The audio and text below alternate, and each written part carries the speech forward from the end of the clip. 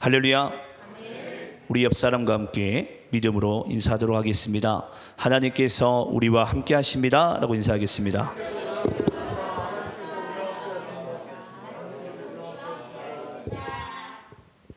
우리 한 번 더 우리 인사하겠습니다. 감사하며 살아갑시다 라고 인사하겠습니다.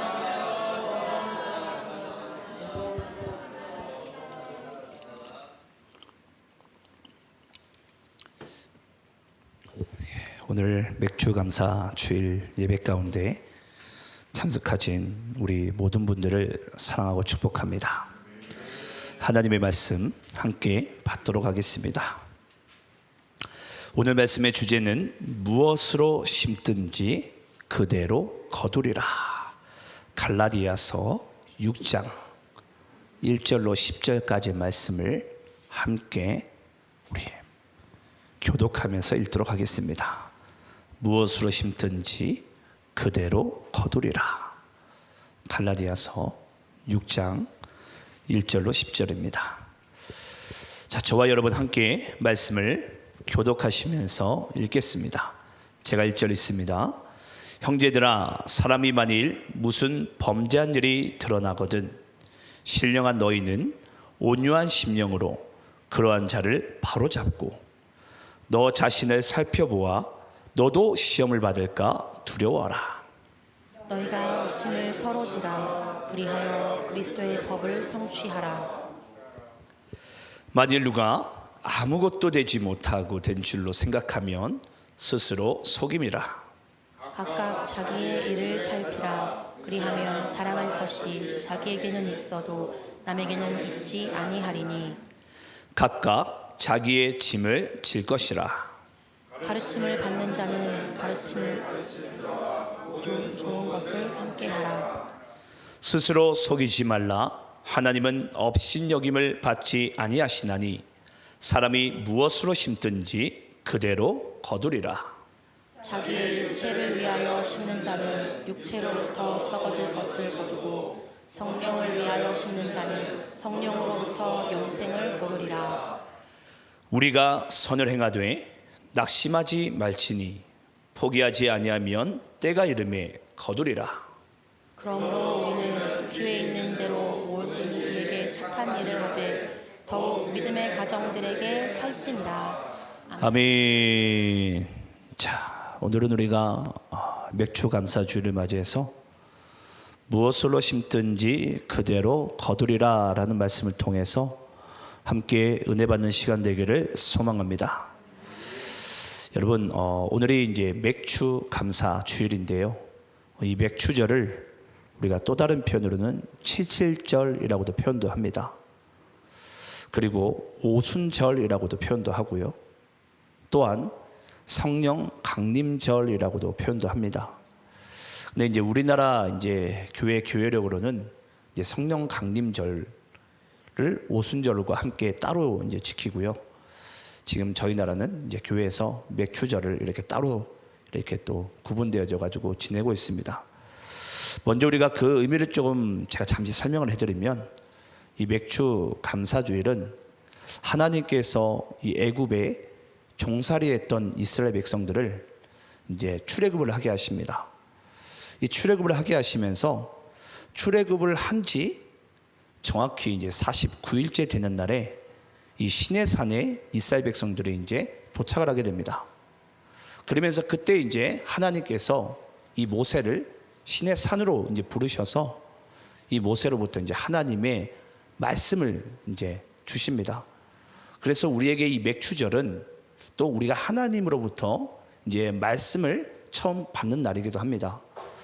그래서 우리가 하나님께 오늘 그 어느 때보다도 이 생명의 말씀을 받을 때에 내가 정말 처음 우리가 이 하나님의 은혜의 말씀을 받는 것처럼 그 어느 때보다 사모함이 있었으면 좋겠고요.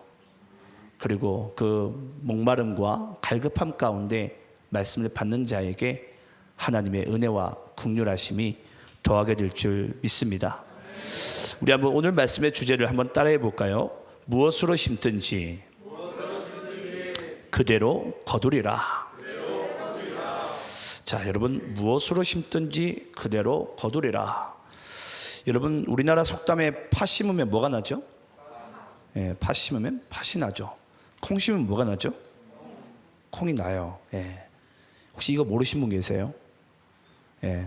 지금 여기 앉아 있는 분들 중에 가장 이제 어린 친구가 이제 제 딸 이슬인 것 같은데, 예, 제가 보기엔 제 딸도 알 것 같아요, 이 사실은. 예, 아시죠? 예. 근데 우리가 가끔 이걸 정말 아는지에 대해서 한번 스스로에게 질문을 했으면 좋겠어요. 나는 팥 심은 데 팥 나고 콩 심은 데 콩 나는 걸 나는 과연 알고 있는지.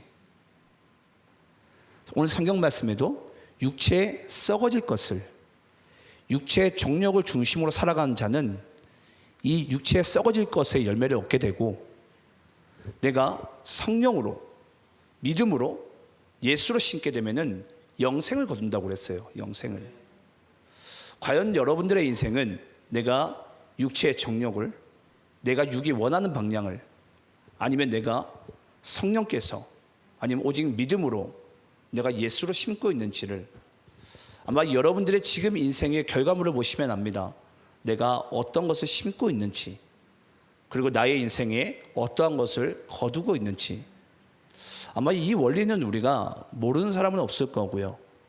또 우리의 삶의 열매를 보게 되면은 또 그걸 우리가 그대로 나타나게 됩니다.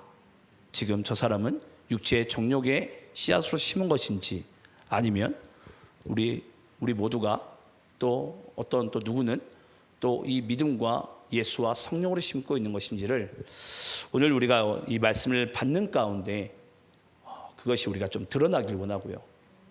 혹여라도 잘못된 것을 심고 있다면 또 그것이 다시 돌이킴에, 회개함에, 또 하나님의 이 성령의 열매들을 맺어가는 우리 모두의 삶이 되시기를 간절히 축원합니다.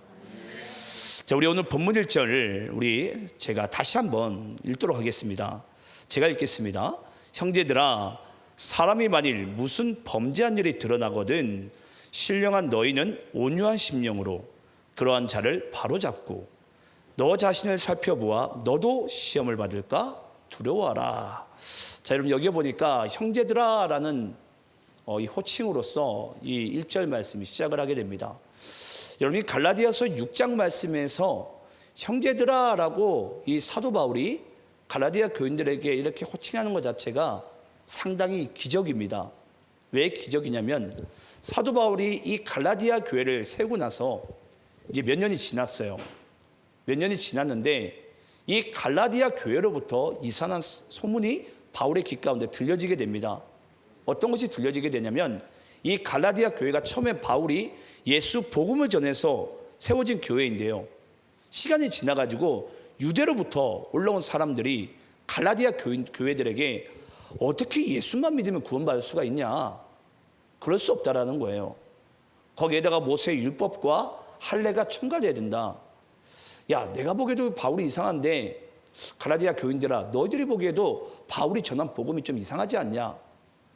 근데 이 갈라디아 교인들이요, 거기에 다 휩쓸려 버려요. 유대로부터 올라온 이, 그렇게 쉽게 얘기하자면 율법과 복음을 함께 전하는 자들에게 다 휩쓸려 버려요. 더 쉽게 얘기하면 이 사도 바울을 배도해 버린 거예요. 이제 그런 상황 가운데 지금 사도 바울이 이 갈라디아 교인들에게 형제들아라고 얘기합니다. 저는 가끔가다 이제 성경을 보게 되면 우리가 지난 시간에도, 지지난 시간인가요?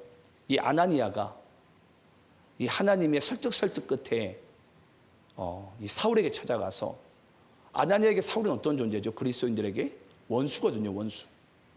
내 가족을, 내 이웃을, 예수 믿는 자들을 다 잡아가지고 끌고 죽이고 때리고 가두었던 자. 근데 나중에 이 아나니아 입술 가운데 이 사울에게 형제 사울아라고 외치는 거예요. 오늘도 사도 바울이 이 갈라디아서 말씀 가운데 형제들아라고 외칩니다.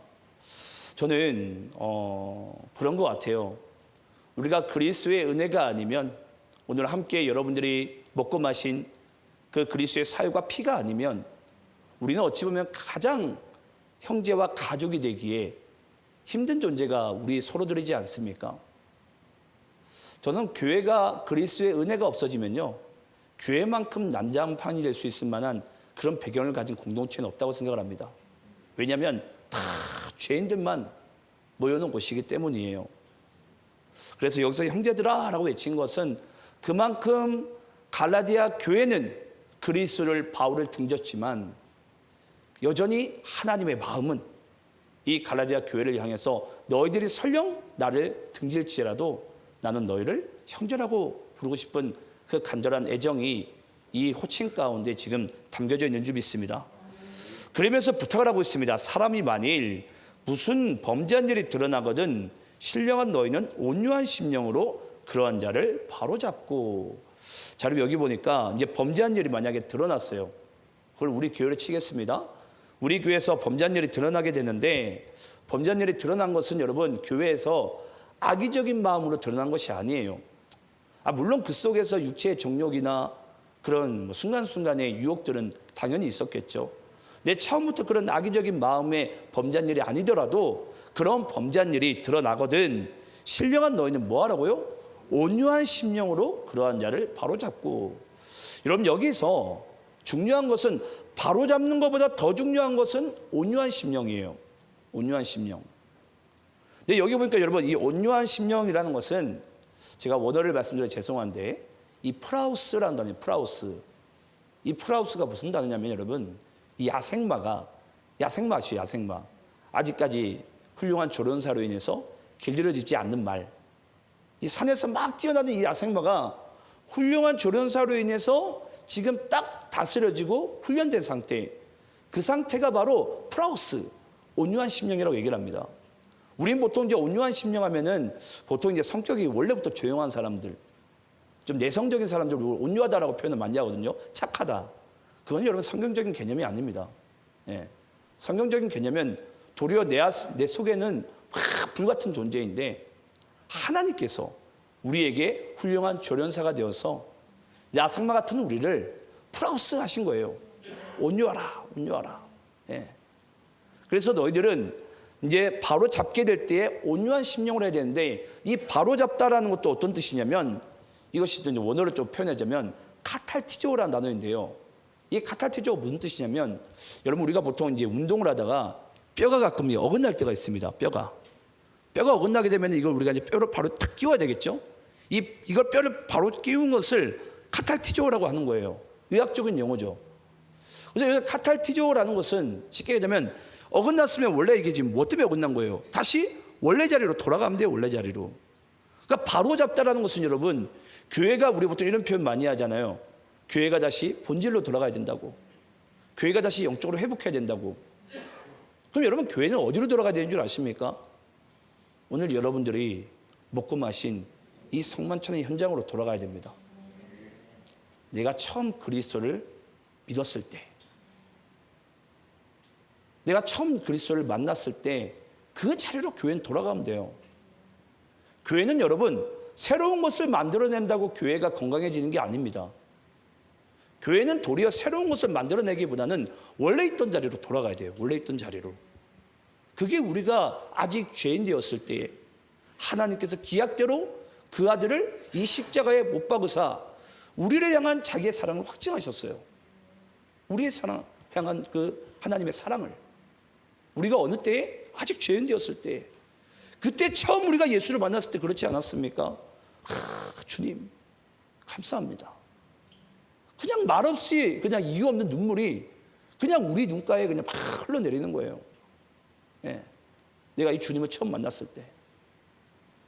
저는 여러분들에게 오늘 이 맥주 감사 주일을 맞이해서 제가 어떤 말씀을 전할까라는 생각을 상당히 많이 했었어요. 근데 오늘 주님께서 우리에게 말씀하시는 거예요.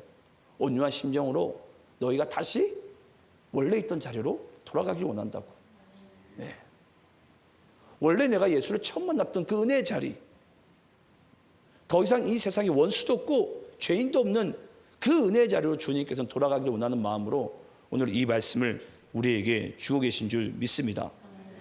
그런데요, 여러분, 우리가 이 말씀을 또 이렇게만 보게 되면은 좀 너무 우리가 좀 가볍게 지나갈 수도 있어요. 우리 한번 마태복음 18장 15절 17절 말씀 읽어볼까요? 모든 것은 다 때가 있는 것인데요, 우리는 항상 그걸 좀 뒤로 좀 미루기 원하는 마음들이 있어요. 바로 즉시로 바로 잡아야 되는데. 자, 우리 한번 마태복음 18장 15절 17절 말씀을 교독하시면서 읽겠습니다. 제가 15절 읽습니다. 내 형제가 죄를 범하거든 가서 너와 그 사랑과만 상대하여 공고하라. 만일 들으면 내가 내 형제를 얻은 것이요. 만일 듣지 않거든 한두 사람을 데리고 가서 두세 증인의 입으로 말마다 확증하게 하라. 자, 17절 함께 있습니다. 시작. 만일 그들의 말도 듣지 않거든 교회의 말하고 교회의 말도 듣지 않거든 이방인과 세리와 같이 여기라. 아멘. 여러분, 만약에 우리 교회에서 누가 죄를 범했어요. 제가 그냥 담임 목사로서 그냥 저를 그냥 예를 들게요. 제가 여기 앞에 앉아 있는 우리 사기 형제에게 형제님 죄를 범하신 것 같은데 그러면 안 됩니다라고 제가 따로 불러가지고 조용히 권했어요. 그럼 이제 그 이야기를 듣고 이제 바로 돌이키면 됩니다. 예. 근데 이 친구가 그걸 가볍게 여겼어요. 그래서 오늘 말씀해 보니까 그러면은 그렇게 하거든 두세 사람 증인을 더 데리고 와라. 그리고 거기 있는 자리에서 한 번 더 공고하라는 거예요. 그래도 듣지 않으면은 교회에 있는 모든 사람들이 있는 자리에서 한 번 더 마지막으로 얘기해라. 그래도 듣지 아니하면은 뭐 하라고요? 이방인과 세례와 같이 대하라는 거예요. 이게 무슨 뜻입니까? 하나님으로부터 그 가지가 떨어진 상황이에요. 떨어진 상황. 예. 여러분, 우리가 항상 우리 이번에 저번 주일날 오셨던 우리 최규환 우리 선교사님께서 그 이야기 해주셨는데 모든 것은 다 때가 있다고. 우리는 그 마지막 때를 항상 저기 그냥 멀리만 그냥 우리는 항상 생각을 해요. 다음에 하지 뭐, 다음에 하지 뭐. 예. 다음에 신앙생활하고 다음에 기도하고 다음에 또 우리에게 기회가 주어지겠지. 기회가 주어지겠지. 여러분, 제가 요즘에 이제 토요일마다 밖에 나가서 이제 전도를 하러 다니는데요. 대부분들을 이제 예수 안 믿으신 분들을 또는 예수를 믿다가 떠나신 분들을 만나게 되면요, 다 하나같이 하는 이야기들이 바로 그런 이야기예요. 다음에 시간 되면 가지 뭐. 예. 다음에 또 기회가 있겠지 뭐. 그런 이야기를 상당히 많이 들었어요. 근데 알고 보면 그런 분들도 보니까 다 이전에 한번 예수를 한번 믿었던 분들이세요. 근데 여러분, 우리에게는 그 다음이 없을 수도 있거든요. 그리고 시간만 그냥 지나갈 뿐이에요. 다음이라는, 이게 어찌 보면 우리가 하나님 앞에 드릴 수 있는 합리적인 핑계인 것 같죠. 예. 저는 오늘 이 죄송합니다. 맥주 감사주의를 맞이해서 우리에게 이 다음이라는 이 신앙의 안일함을 저는 하루속히 벗어버리기를 간절히 축원합니다. 그리스도께서 우리에게 이 생명의 첫 열매가 되어주신 그 기쁨의 현장이 바로 맥주절이거든요. 보리의 첫 수확을 주님께 기쁨으로 드리는 날. 예. 오늘도 여러분은 주님께 헌금했습니까? 감사의 예물을 믿음으로 했습니까? 우리가 다른 데는 돈을 실컷 쓰고서 그냥 오늘은 그냥 뭐 맥주 감사 주니까 뭐 대충 드리지 뭐. 그게 여러분 믿음의 예물이 아니에요. 정말 우리가 하나님 앞에 예물을 드릴 때는요, 단돈 금액은 중요한 게 아닙니다. 정말 내가 믿음으로 드리느냐가 중요한 거예요. 단돈 100원짜리 하나를 내더라도. 예. 왜냐? 그게 바로 맥주절의 의미거든요. 보리의 첫 수확을 하나님께 기쁨으로 드리는 의미가 어떤 의미입니까? 하나님께서 내게 행하신 일에 대한 감사함으로 드리는 거거든요. 기쁨으로 드리는 거예요. 근데 그 기쁨과 감사함이 없으니까 내가 주님께 드리는 것도 인색하죠. 뭐 하나님이 행하신 것 같지 않은데 뭐. 예. 내가 행한 것 같고 내가 노력한 것 같고. 그게 바로 여러분 육체에 썩어질 것을 씻는 자들의 마음이에요. 예.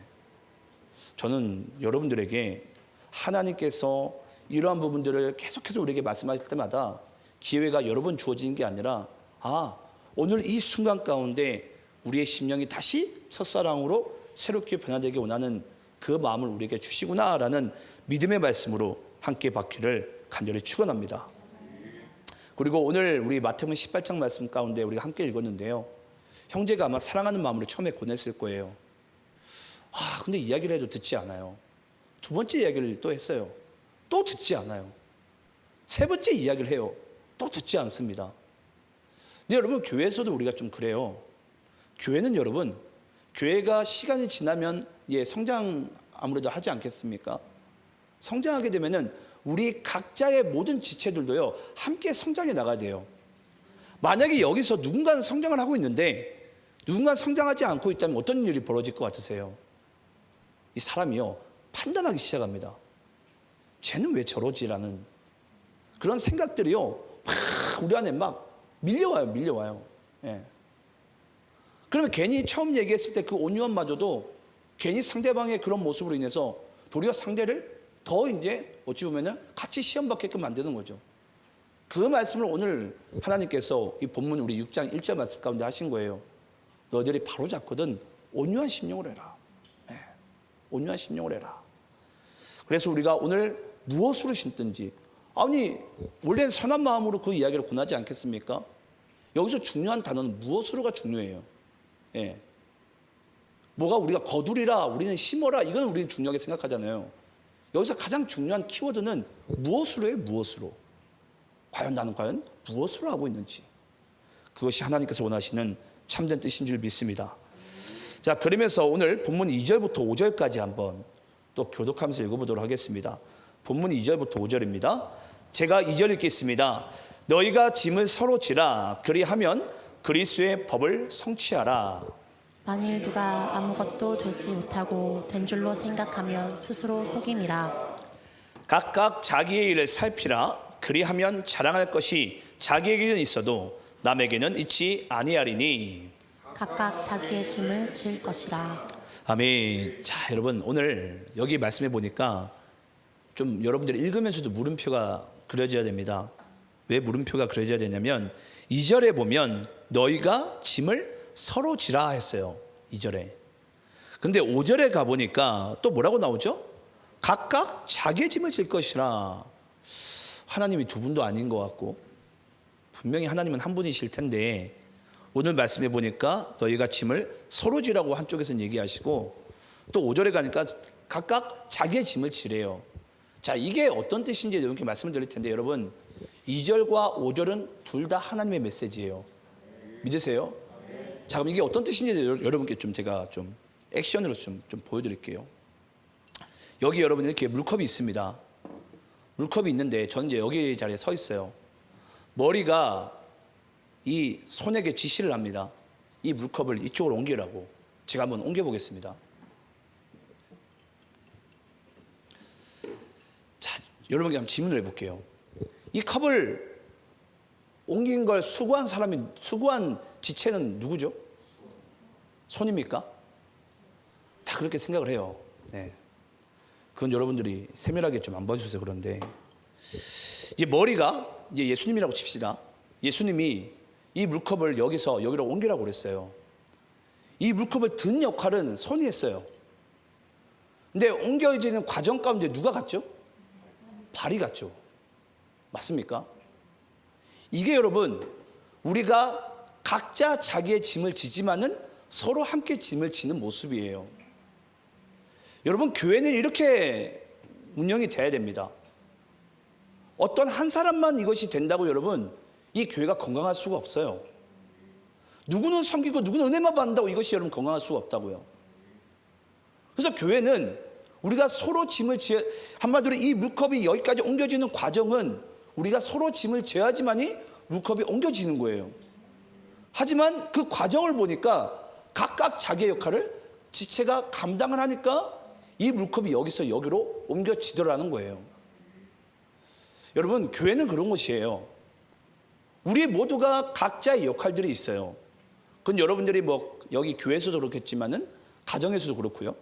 남편은 남편의 역할, 가정은 또 가장은 가장의 역할, 자녀는 자녀의 역할, 또 직장 가서도 사업장 가서도 학교에서도 다 각자의 역할들이 있어요. 근데 각자의 역할들이 있는데 하나님께서 우리에게 말씀하시는 거예요. 너희가 이 공동체 내에서 각자 서로 자기의 짐을 지고 또 서로 같이 짐을 지라라는 거예요. 근데 여러분 이 두 가지가 함께 균형적으로 가지 않으면요 교회는 반드시 불균형이 나타나기 시작합니다. 네. 누군가는 그러겠죠. 왜 나만 일하냐고. 네. 만약에 손이 여기 있다가 손이 이렇게 해가지고 이렇게 하게 되면은 발은 가만히 있는데 이제 손이 좀 약간 서운하겠죠. 발로 뭐 하냐 너? 좀 내가 좀 편하게 가게끔 너도 좀 움직여야지. 우리 아주 쉬운 예이지 않습니까? 아주 쉬운 예이지만요. 우리가 교회에서도 가정에서도 또 직장에서도 이런 것을 우리가 균형감 있게 가지를 못해요. 그럼 반드시 그 속에서 문제가 나타나게 되고요. 불협화음이 나타나게 되어져 있고요. 누군가는 서운하고 또 누군가는 낙심하고 또 급기야 떨어져 나가는 그런 일들이 여러분 교회에서 나타날 수밖에 없습니다. 저는 오늘 우리가 이 말씀을 통해서 이건 단지 우리가 교회에서뿐만이 아니라 가정에서도 그렇고요. 여러분의 삶의 어떤 모습 가운데도 우리가 같이 서로 짐을 지고 각자 자기의 짐을 지는 모습이 우리가 그리스도 안에서 펼쳐지기를 간절히 소망합니다. 자, 그리고 우리가 또 6절 말씀 함께 한번 읽어보도록 하겠습니다. 6절 말씀. 자, 6절 말씀 함께 있습니다. 시작. 가르침을 받는 자는 말씀을 가르치는 자와 모든 좋은 것을 함께하라. 여러분, 이 6절 말씀이 우리에게 또 중요한 말씀이 될 수도 있는데요.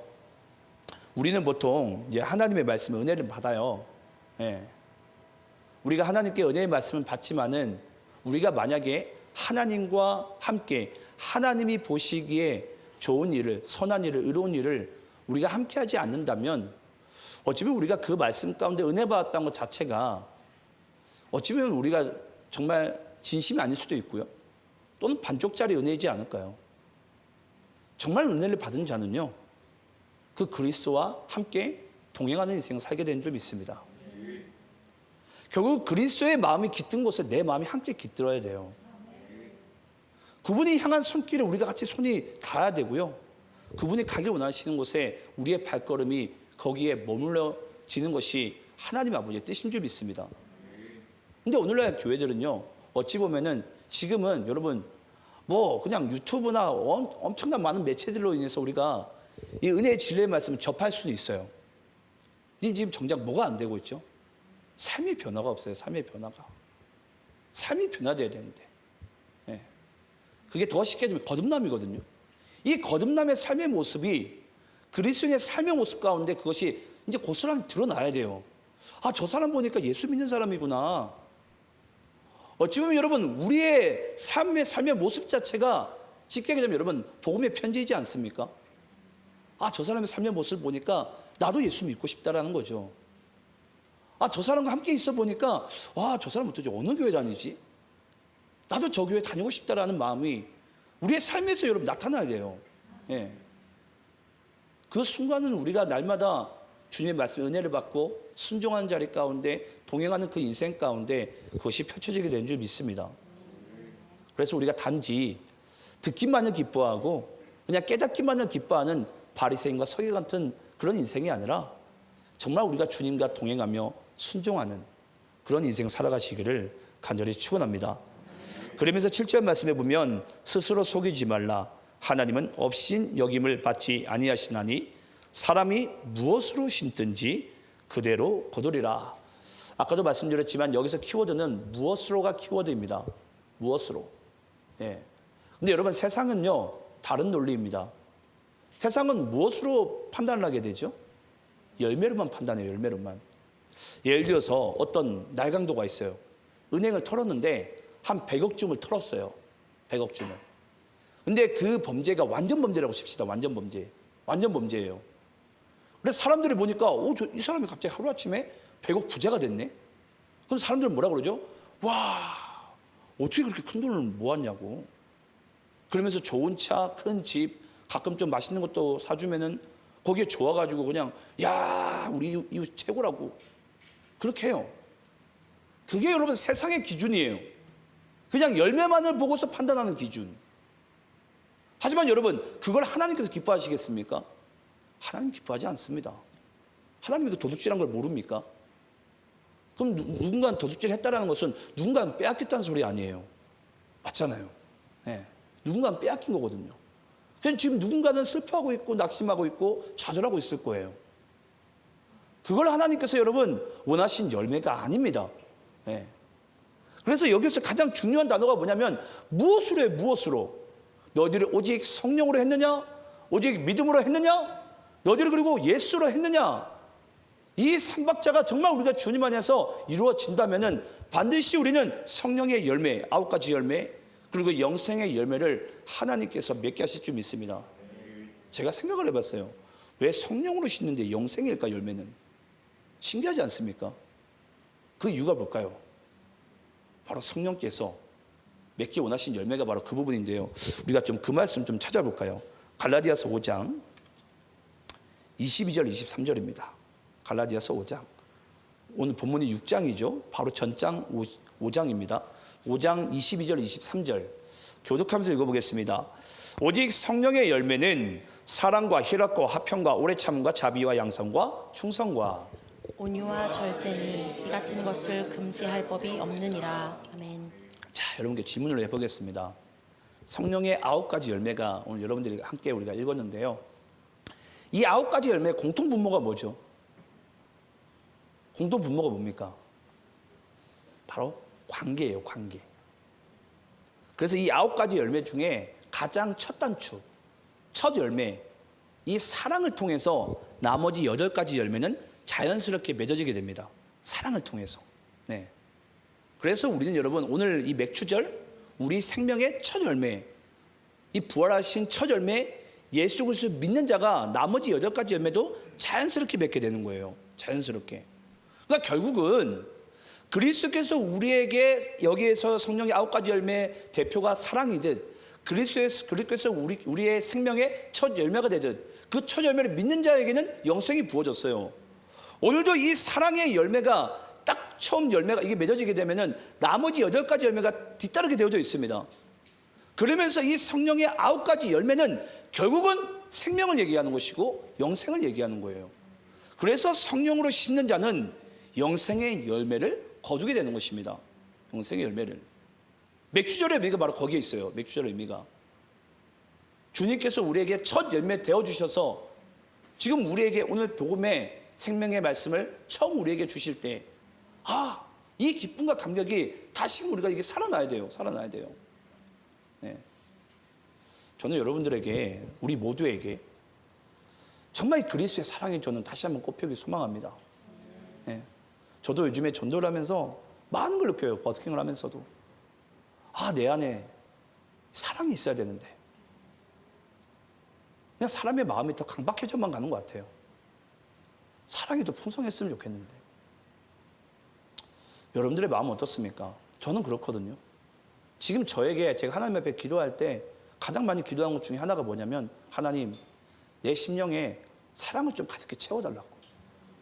네. 교회는 여러분 시작부터 끝까지가 사랑이에요.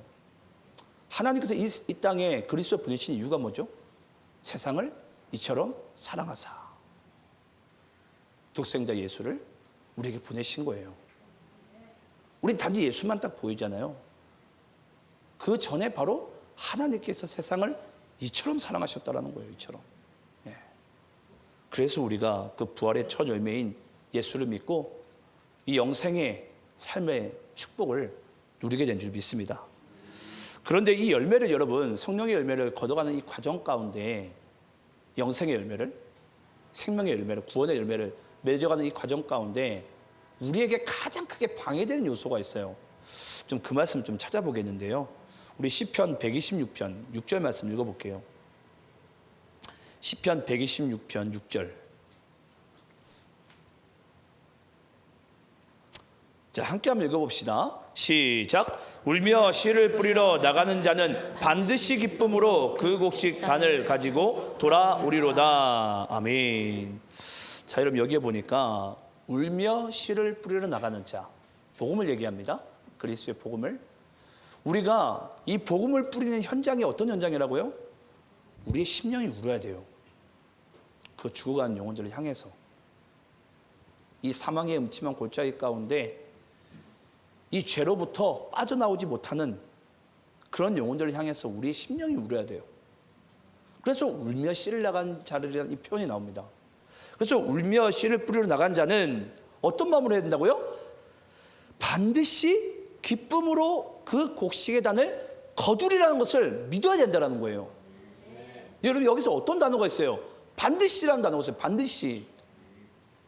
여러분, 이 반드시에 반대되는 단어가 어떤 뜻인 줄 아십니까? 어떤 단어일 것 같으세요? 바로 이 낙심하다라는 뜻이에요. 낙심하다는 단어.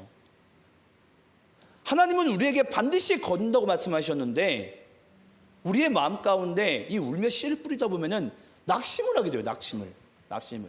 예. 그러니까 대부분들은 여러분 조금 해보다가 낙심합니다.